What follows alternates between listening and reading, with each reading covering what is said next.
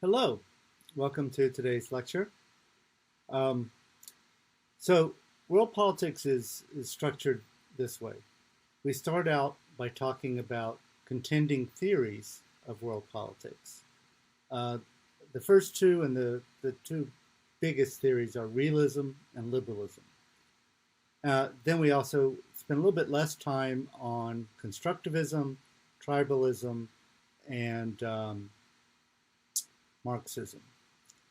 After we have a sense of the different ways that we could understand world politics, then we try to apply some of these ideas to contemporary problems. So first we look at contemporary security issues, issues that involve war and peace. And then we look at contemporary global issues, especially economic and environmental problems.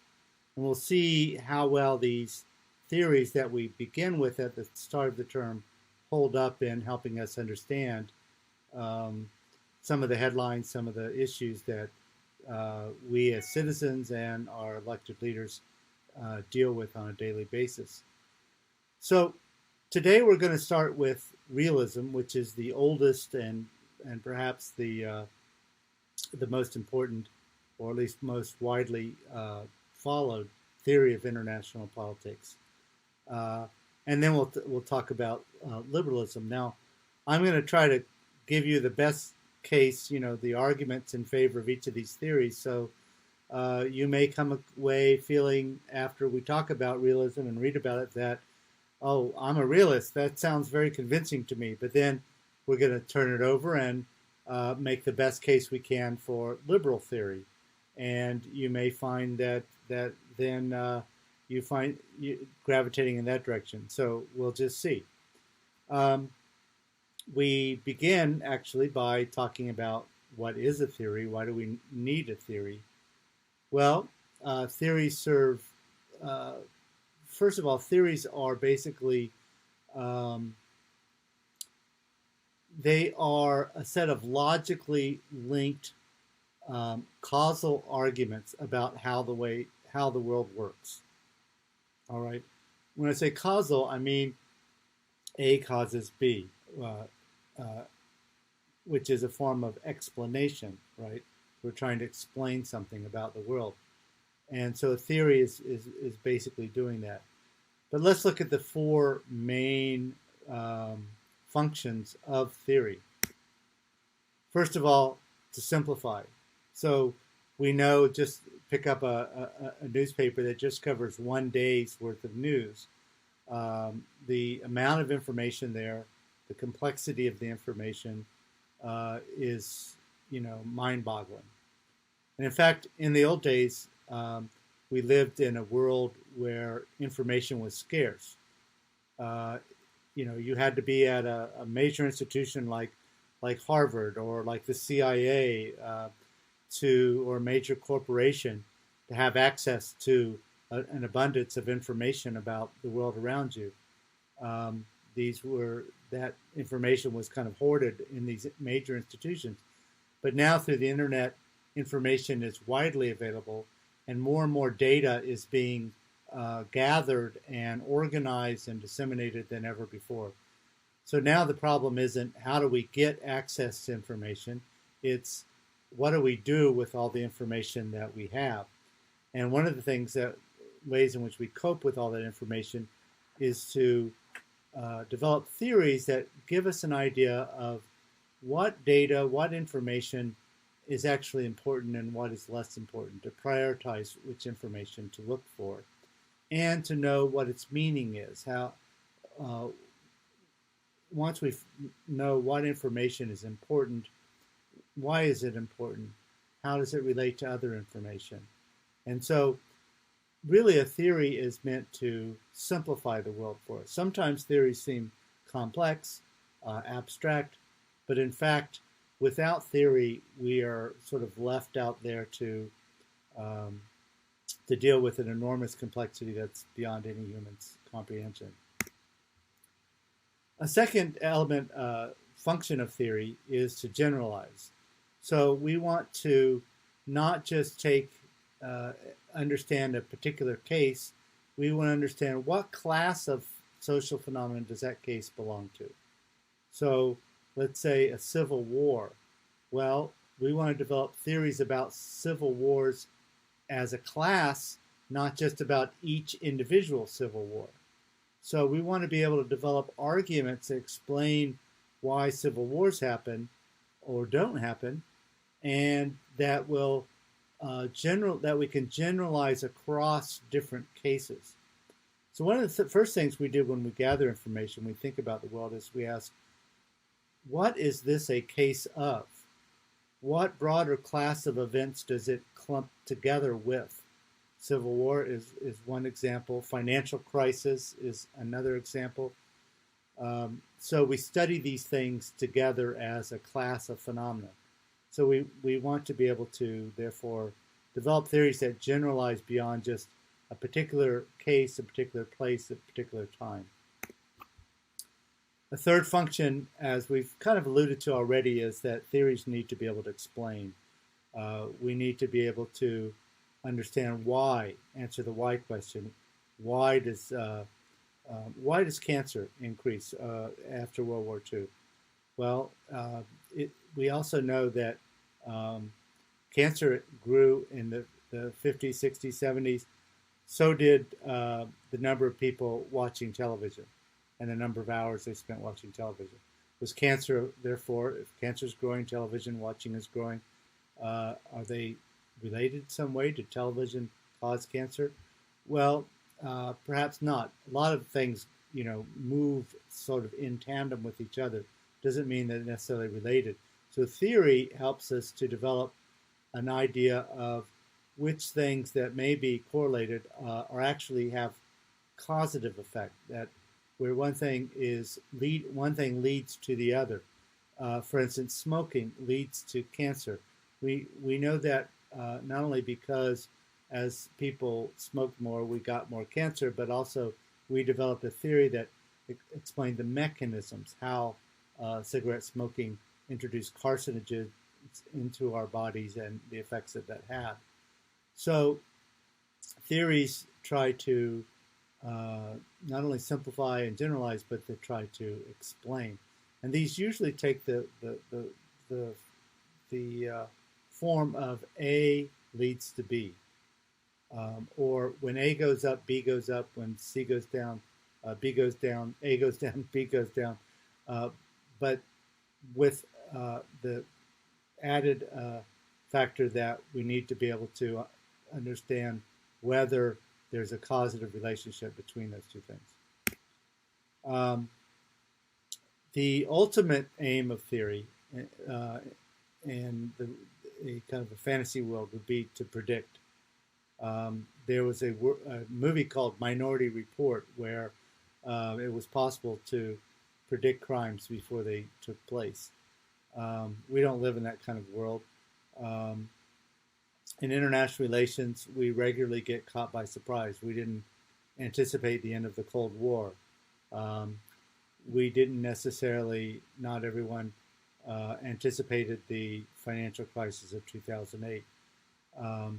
So theories in ideally will allow us to make predictions about the world, but they're just not that good at it yet. One reason is that human beings aren't like planetary systems where we can predict the motion of the planets and the stars and the moons based on physics. When we theorize about planets and moons and stars, it doesn't actually affect their behavior. But when you theorize about human beings, they are conscious of the theories that you're making, and that actually affects their behavior. So if we have a theory which says that for instance, that in response to a financial crisis, people save more.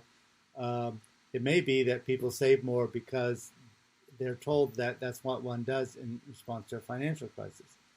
So the theorizing about the world can actually affect how the world operates. And that makes it much more difficult in social science versus the physical sciences. Um, so if theories don't predict that well, then why do we have them? Well, the alternative is to have no theory at all. And a prediction that's even a theory that predicts 30 or 40% of the time correctly is better than one that predicts 0% of the time. And in fact, you don't judge a theory by how well it predicts in isolation. You only judge a theory by how well it predicts in comparison to an alternative theory, right? So if you say, well, 40%, that doesn't sound like a, we predict right 40% of the time, that doesn't sound very good. Well, in comparison to what? If you have a better theory that predicts 60% of the time, then yeah, that 40% is not very good by comparison, so you shift to the other theory. But if all you have is a theory that predicts 20% of the time as an alternative, then you stick with the one that predicts 40% of the time. So theories are only judged relative to one another, not relative to some absolute, ideal of 100% prediction. All right, that's theory. How do we, think about theories? Well, theory is a kind of a catch-all term. We can be a little bit more precise. There is something called a paradigm. A paradigm is a set of assumptions about the world. It simply simplifies our understanding of the world, knowing that these are simplifications, right? That we're not claiming that our simplified assumptions are necessarily always accurate. We're simply saying that we have to simplify in order to theorize, and these are reasonable simplifications as a starting point. And then whether they end up producing good theory depends upon how well that theory performs compared to other theories. So different theories have differing paradigmatic assumptions. And then those assumptions lead down to theories that make causative claims about the world, that try to explain something and make predictions. Let's work through this. So let's take realism as an example. So what are the assumptions that realists make about the world? First of all, they make assumptions about who are the primary actors. Realist theory assumes that states are the primary actors in world politics. Now, they recognize that there are other actors. There are multinational corporations. There are the Catholic Church is an institution, global institution. There are terrorist groups. There are non-profit organizations like Greenpeace or Amnesty International. They understand that there are more than actors than just states, but they argue that states are the crucial actors, and that if we're going to simplify, we should simplify around state behavior. Now, one reason states aren't so important is because, unlike most other actors, they monopolize the means of coercion. They have armies and navies and air forces. Moreover, the world is divided, with the exception of Antarctica or the Arctic. The world is divided into territories, each of which is governed by a state. And so all the other actors, multinational corporations, terrorist groups, nonprofits, religious bodies, all of them operate in the territory of some state. And they are subject to the legal, the laws of that state and to the coercive apparatus of that state. So that's why states are considered the transcendent actors, and other groups are less important. So who are the primary actors? States. States are considered rational and unitary. That rational meaning that they're rational in the sense that they have certain ends, and they try to choose the most efficient means to reach those ends. Now, we're not making a judgment about the ends themselves. The ends you may agree with or disagree with. Rationality has to do with the means.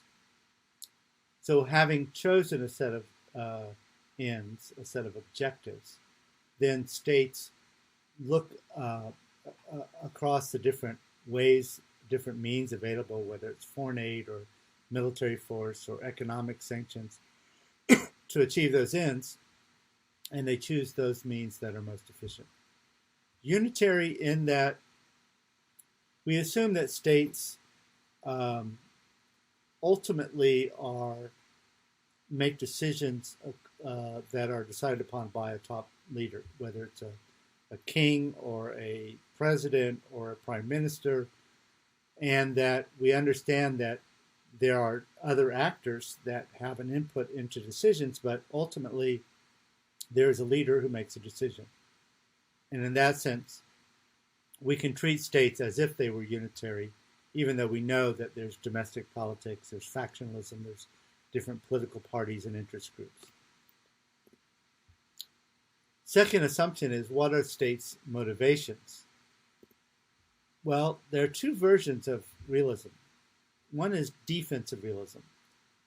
Defensive realists assume that states have one major objective: security. They're simply trying to survive as states. And so their foreign policies, their international behaviors are overwhelmingly dominated by that need and desire to survive. And the reason that's so important is because that realism assumes that states exist in an environment where they face constant threats to their survival, where there are other states who are heavily armed, who pose, security threats. And so security has to be number one objective. Now, offensive realists go beyond that. They say it's not just the minimal goal of survival, but states seek power for the purposes of expansion. That every state wants to be the dominant power. They want more. They want to be able to control other states, expand their territory, to increase their security by being dominant. So not just to survive, they all want to be at the top dog. Now, not every state, in fact, the vast majority of states have no possibility of being the top dog. They don't have the resources.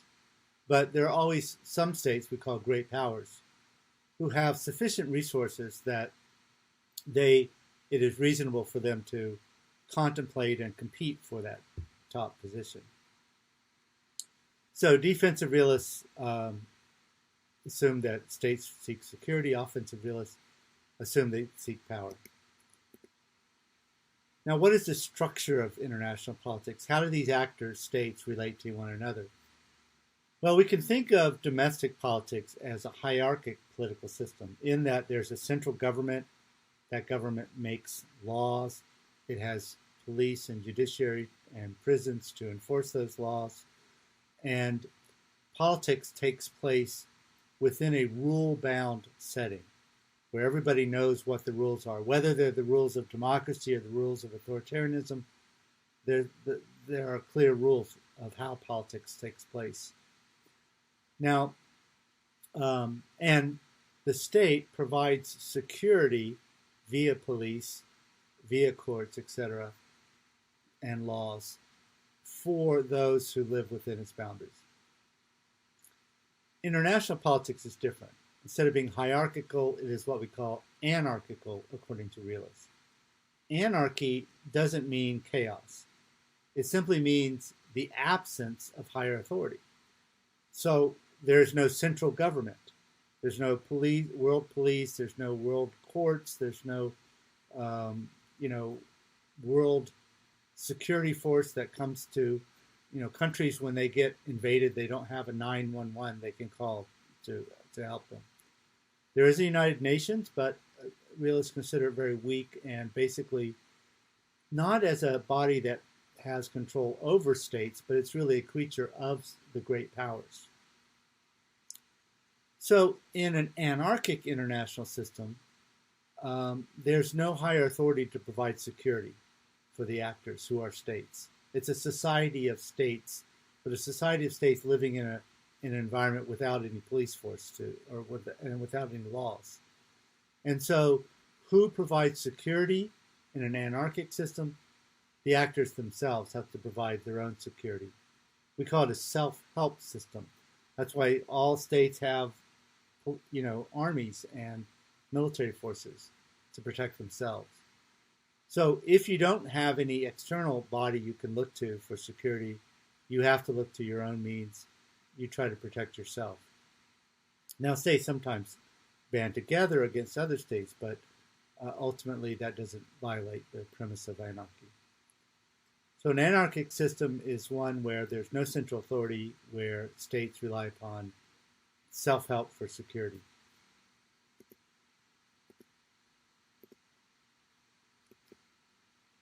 Now,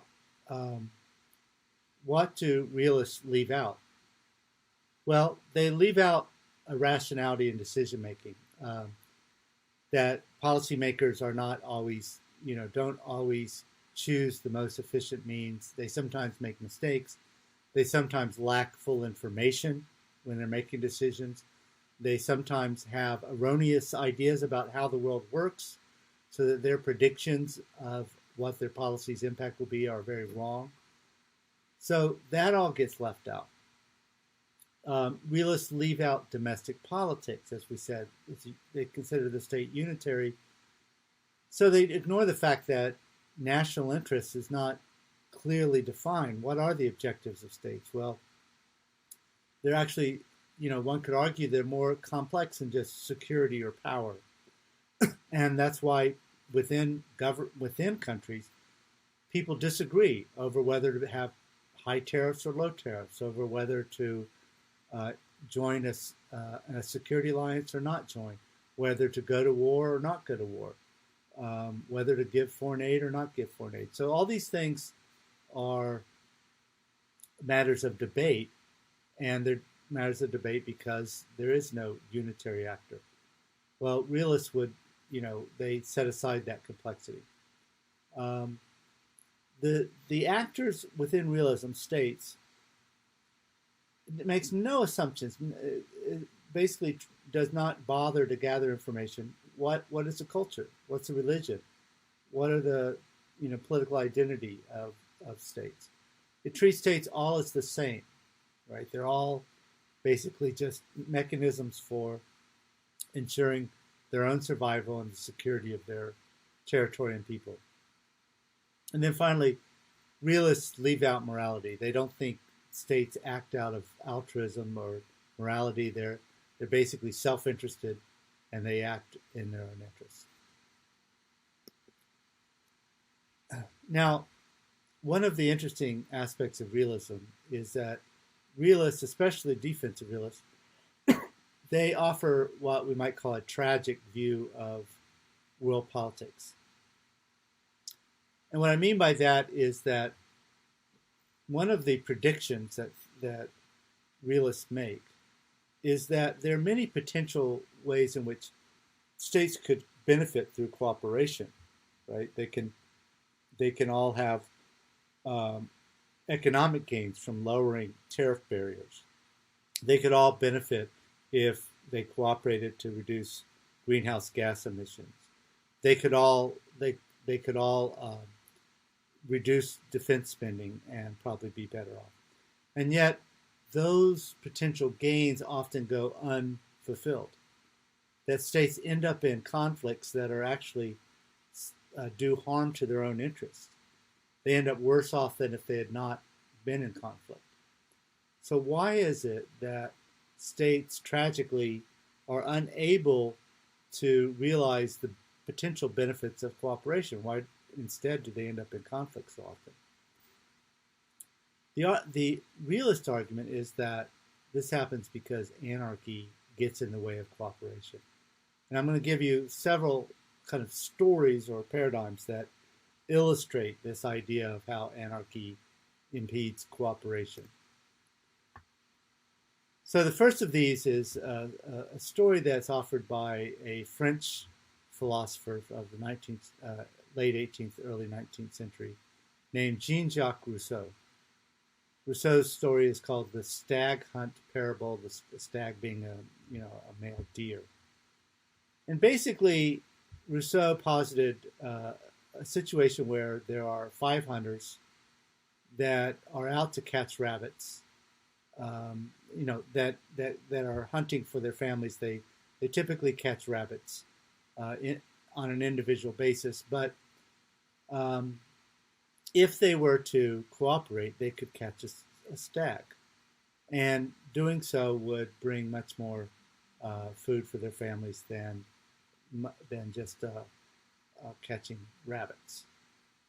So they meet one another. They realize that there's this potential gain, and they make an agreement to go hunt a stag together. Now, to do that, they realize all 5 need to cooperate. They need to be able to close the circle tightly enough so the stag can't get away. So they take up posts along a trail, waiting for a stag to come through. And the plan is the stag comes through, the hunters then jump out, surround the stag, and kill it, and then share the meat. All right, that's the idea. Now, unfortunately, what happens is that a rabbit passes by while they're waiting. And one of the hunters, instead of sticking with the group, grabs the rabbit, abandons the group, feeds his own family for that night. But the other 4 go hungry because now they don't have enough hunters to really be able to catch a stag. So cooperation, it seems like that's a good idea. There are benefits for everybody, but it doesn't work. So why is that? There, by the way, is the little bunny. And there's the conclusion. Cooperation fails. Now, why? Well, one reason is that has to do with 2 factors, really. Is uncertainty, right? That the rabbit, for the hunter that grabbed it, was fairly certain, whereas the gains from cooperating with the other hunters were still in the future. So an immediate gain is worth more for many states than a future possibility of gain. So the future gain, since it's less certain, is discounted and not given as much weight as the more certain immediate gain. A second is lack of altruism, that we're assuming here that the hunters are just self-interested, that they care only about their own selves and their families. They really don't care about one another. They don't care if the other hunters go hungry or not. Now, if they were, say, brothers, then they might care about each other, and they might not go after a rabbit because, they don't want their brother to go hungry. But realists don't assume that states aren't really like that. The states are just self-interested. So you can think about are there cases in world politics where states are altruistic, where they do care about one another and forego self-interested gains so that others will gain as well. A big factor, and I think the most important one, because it ties back to the concept of anarchy, is insufficient trust, right? That the problem is that when the rabbit comes through, that each hunter knows that they are tempted to go after the rabbit because it is a more certain immediate gain, and it would fulfill their immediate self-interest. Now, if they could be certain that none of the other 4 hunters would go after the rabbit, maybe they would still have enough, incentive to stick with the group. The problem is that if you know you're tempted, then you think the others are tempted, and if you think they're tempted, then you know that they think you're tempted, and it's that mutual suspicion undercuts the trust needed for cooperation to work. And so, since you can't control the other hunters, there's no penalty if they don't stick with the group. In fact, there's an advantage to going after the rabbit. Then if that's the case, then you want to make sure you're the first one that goes after the rabbit. You don't want to wait and see if others are going to be trustworthy. And everybody's in the same situation, so they all go after the rabbit immediately. That is a problem under anarchy because there's no law that says you may not go after rabbits. There's no police force to arrest you if you do go after rabbits. There's no court to convict you of abandoning the group. It's all self-help. In a self-help system, then trust is hard to come by. So no higher authority to force rules. Now, you could imagine, let's say it was four brothers that the father or mother would punish any of the brothers who goes after the rabbit. Well, in that case, you've introduced a central authority into the story.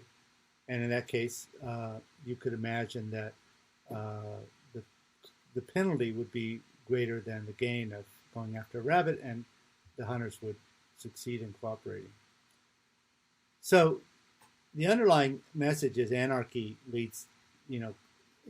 interferes with cooperation, but we can imagine ways in which we could change the story to get for cooperation to become plausible, but realists don't think they apply in the real world. A final one is group punishment. What if the hunter said, hey, we're going to go after this hunter, but this stag, but we know rabbits come along. If any of us goes after a rabbit and leaves the others hanging, then the rest of the other four are going to come after the defector and exert punishment. We're going to beat you up. Well, there you possibly changed the incentives because you've introduced a punishment, even though you don't have a central authority. You have the agreement among all the hunters that they will carry out the punishment if necessary. The problem is that, let's say that, one of the hunters goes after the rabbit. The other four say, we promised that we would punish. We're going to go after that hunter and inflict our punishment. Well, first of all, inflicting punishment won't feed your family that night. So, you are already, foregoing, adding to the costs of by wasting your time going after the hunter. Secondly, let's say the four start after the hunter and another rabbit comes along. Well, same problem we started with. One of those hunters will go after a rabbit, or maybe all of them. And in that case, the punishment never occurs, and again, the possibility of cooperation is elusive. Now, in fact, this idea of collective security has been tried. After World War I, countries developed what's called the League of Nations, kind of a forerunner of the United Nations. And that was the idea. It was basically said that that it is illegal to start an offensive war against another member of the League. And if a country violates that rule, all of the other members of the League will come to the aid of the victimized country.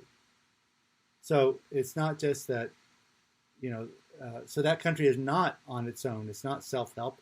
That country will have everybody else on its side against the aggressor.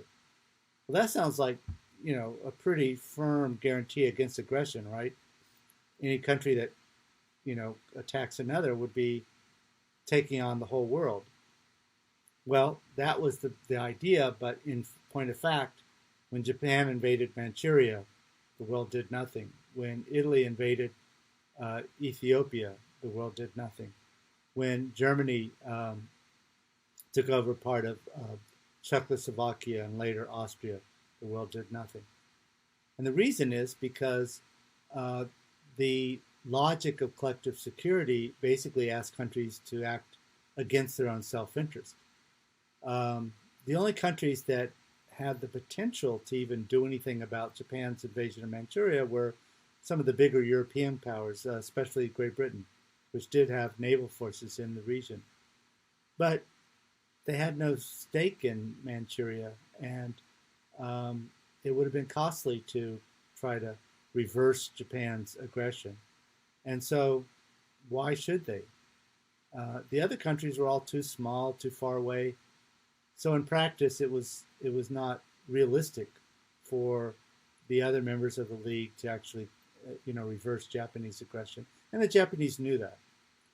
So that idea has been tried, but it really failed, and it was partly because of anarchy. Now, there's another example of how anarchy interferes with cooperation that's similar to the Stag hunt parable. In the early 70s, the Organization of Petroleum Exporting Countries, called OPEC, these are countries with lots of oil who export it to importing countries that need oil. These countries decided that they were going to each adopt, they were going to set quotas on each member's oil output and oil exports. The idea was that if they each produced less oil, then because of how the laws of supply and demand work, with less oil in the market, that would force importers to bid up the price for the oil that was produced. And so prices per barrel of oil would go up, and they'd make more profit with higher prices. Now, it depended, however, upon OPEC members agreeing to and then respecting the quotas that each of them were set as part of their agreement. So each country would be given, you can't produce more than such and such a number of barrels of oil per day. The problem, of course, you've probably already ahead of me on this, is like the Stag hunt parable, countries cheated. They said that they would stick to the quotas, but in fact, they'd overproduce and sell it quietly on the market. And so it ended up that much more oil was being sold than had been agreed to, and the prices would fall again. So that just like the hunters, the agreement, the rabbit was the opportunity to make higher profits, because if everybody else is controlling their supply but you can benefit both from higher prices and from selling more. So that was the rabbit, and countries pursued it. Now, a second story is called Prisoner's Dilemma. And this is a version of what's called game theory. Game theory basically is looking at the intersection of choices made by different actors and how those choices intersect to produce different outcomes. So in this case, the story goes that two robbers are caught on private property. The police come and they suspect that the robbers have engaged in theft, which is a felony, but they can only prove trespassing. They don't have enough evidence to make a felony charge stick. But they're still convinced that these guys are guilty of theft. Now, trespassing is a 1-year penalty in this scenario. But the district attorney takes both of the robbers and he puts them in separate rooms and he interviews them separately. And he offers both the same deal. He says, look, if you both stay silent, then you both go to jail for 1 year on the trespassing charge. If you both confess, then you to the theft charge, the felony, you both go to jail for 5 years. Well, just leaving it at that, of course, they're both going to stay silent. They're both going to stay silent. They're not going to cheat on one another. But then he says, however, if one of you confesses, but the other stays silent, the guy who confesses goes free as a reward for confessing. The other one, however, gets a punitive sentence of 10 years because of the other guy's confession. We now have enough to get you on a felony charge, but we're going to amp up the the penalty. So confessor goes free, the silent partner goes to jail for 10 years. Well, we can look at the outcome here. We can look at a game theory matrix, as it's called, for players A and B, and they both have two choices. They can either defect from cooperation, in other words, they can confess and blame the other guy, or they can stay silent and cooperate with their partner. Well, we see here that if they stay silent, they both cooperate with each other. They both get the 1 year jail term. However, the problem is that if you stay silent, if you cooperate, and the other person defects or confesses, then number one, you go to jail for 10 years. So you run the risk of 10-year sentence if you stay silent. On the other hand, if you defect, you have a shot at going free, assuming the other player confesses. Stays silent. So by defecting, you get a shot at going free, and you definitely avoid the 10-year sentence. Now, if they both then end up defecting, as they do, you end up both going to jail for 5 years. Now, again, we know this because psychologists have used this with many, many different pairs of usually students. And, the vast majority of the time, we get the lower right-hand cell. They both go to jail for 5 years. Now, notice that had they cooperated, had they both stayed silent, they would have only gone to jail for 1 year.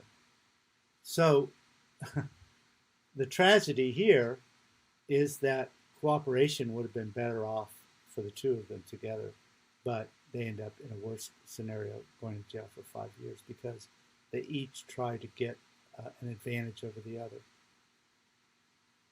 So this is called prisoner's dilemma.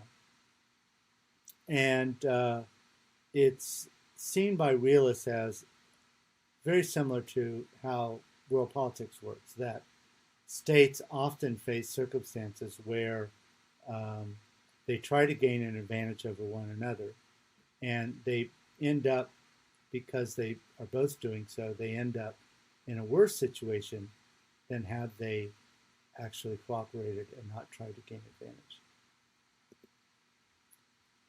Now, that's called single play prisoner's dilemma.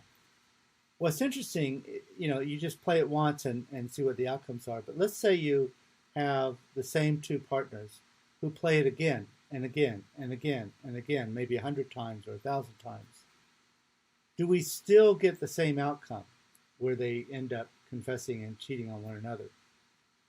Well, actually, no. What happens is that they figure out that the game is designed to produce conflict. The game is designed to incentivize them to seek an advantage, but nobody ever actually gets an advantage, and so they're both worse off. Finding out the logic of the game, even though they can't communicate, what happens is eventually one of the players offers cooperation by staying silent. Now, on that play, they're going to pay a price, because on that play, the other side's likely to confess, and the first player is going to, pay a price for that. But what they're hoping is that I will make a gesture of conciliation, and then on the following play, see whether my partner also stays silent and cooperates. And once you've done that, once you've shifted from a stable situation of non-cooperation into one where both sides have basically used a tit-for-tat system to get to mutual cooperation, then it becomes a stable outcome and cooperation persists. So that's called iterative meaning again and again and again, prisoner's dilemma. And iterative prisoner's dilemma, according to liberals especially, they argue that that's more like real world politics, because international politics, because states don't just interact once and then never again. They are constantly engaged in interaction, and they have to they learn from the past behaviors and they adjust their behavior accordingly. Now, a good example is nuclear arms control. So think about the early days of nuclear arms in the 1950s. Both the United States and Soviet Union wanted to gain an advantage over the other. They both wanted to, get more nuclear weapons so that they could dominate and threaten and use nuclear weapons to push around the other country, right? Now, so the U.S. was the first to gain nuclear weapons. The Soviets then matched them. The U.S. went from a fission weapon to a fusion weapon, which was much more powerful. The Soviets followed suit. The U.S. then began building more missiles. The Soviets followed suit. Then we began putting more warheads on each missile. The Soviets followed suit. Pretty soon, the two countries had over 20,000, basically about 25,000 nuclear weapons each, which was, far, far more weapons than were needed to totally destroy the other country in an all-out nuclear war. Totally insane, made no sense at all. No country needed that many weapons. But each was trying to gain an advantage. The problem is the other side always matched. So they were ending up in that lower right-hand corner of, trying to gain an advantage leads to a worse outcome than cooperating. So eventually, starting in the 60s to some degree, but more in the 70s, the U.S. and Soviet Union went into arms control talks and basically said, look, let's put a cap on the number of nuclear weapons initially, and then let's begin lowering that cap so that we will each accept that we're not going to gain an advantage, that we will accept parity, basically, evenly matched arsenals. And in that way, they reduced the number of nuclear weapons, made the world a little bit safer. They also built mutual trust by cooperating, and they greatly reduced the cost of the arms race, since they previously were spending a lot of money for not gaining any additional security or power. So that's a good example of iterative prisoner's dilemma. Now, the final example I'm going to give today is called the security dilemma. And the security dilemma says that the steps that one state takes to make itself more secure serve to make neighboring states less secure. Another way of putting this is that arming, even for defense, provokes neighbors into arming. So why do states build military? They build militaries to feel more secure because they feel threatened by a neighboring state. The problem is that in building up your own military, you make others feel less secure, and they respond just as we saw in the arms racing scenario by building up their military. So you get this spiral of hostility and arms racing that creates less security for everybody, even though each state's aim is to gain more security. So the dilemma is that each state's effort to secure itself makes not only others less secure, but even itself less secure. Now, the reason why the security dilemma exists is that states assess threats based upon capabilities rather than intentions. What I mean by that is that you're trying to figure out how much of a security threat a neighbor poses. Well, you can't just rely upon what they say. If they say, oh, I'm a peaceful country, peace-loving country, we don't pose any threat to you, don't worry. Yeah, we have these military assets, but we would never use them against you. Well, the problem is that you really can't trust that. First of all, they could be lying. Second, that's today's leader. What about the leader that comes to power next year? So you can't predict what their future actions might be. So instead of judging the threat by what other countries say their intentions are, you instead make a judgment based upon what they're capable of doing. You look at their capabilities. If they're capable of threatening you, if they have an army that's big enough, or a navy or an air force that can reach your borders, you will consider them a threat, and you will build a military force that is sufficient to counter that threat. So the security dilemma assumes that states make judgments about threats based upon capabilities. If, on the other hand, you had weapons that were just offensive or just defensive, let's say that country B is building up their military, but exclusively defensive weapons, right? Lots of anti-tank weapons, but no tanks, for instance. Then you would say, okay, they can build as much as they want, but those weapons can only be used to defend themselves. They can't be used for aggression. They're useless for offense.